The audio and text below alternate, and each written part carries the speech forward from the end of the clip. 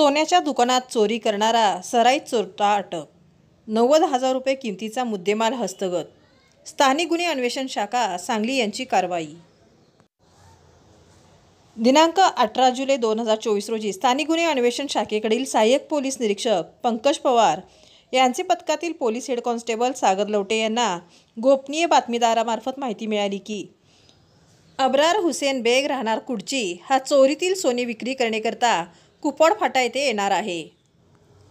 मिळालेल्या बातमीप्रमाणे पोलीस निरीक्षक सतीश शिंदे स्थानिक गुन्हे अन्वेषण शाखा यांनी स्थानिक अन्वेषण शाखेकडील सहाय्यक पोलीस निरीक्षक पंकज पवार व स्टाफ यांचे एक पथक तयार करून कुपवाड परिसरात निगराणी करत असताना एक इसम संशयितरित्या रोडकडेला थांबलेला दिसला.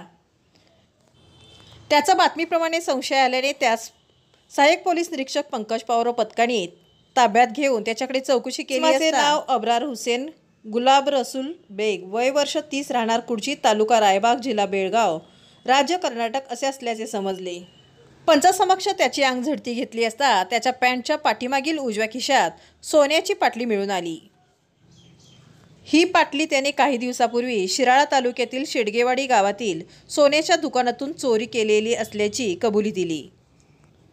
याबाबत कोकरूड पोलीस ठाणे येथे गुन्हा दाखल असल्याने त्याच्या कब्जातील सोन्याची पाटली पुढील तपासकामी पोलीस निरीक्षक पंकज पवार यांनी पंचासमक्ष जप्त केली. अब्रार हुसेन बेग हा रेकॉर्डवरील सराईत गुन्हेगार असून त्याच्यावर महाराष्ट्रासह विविध राज्यांमध्ये चोरीचे, जबरी चोरीचे गुन्हे दाखल आहेत. सदर आरोपी व जप्त मुद्देमाल पुढील तपासकामी कोकरूड पोलीस ठाणेकडे वर्ग करण्यात आला असून पुढील तपास कोकरूड पोलीस ठाणे करीत आहेत.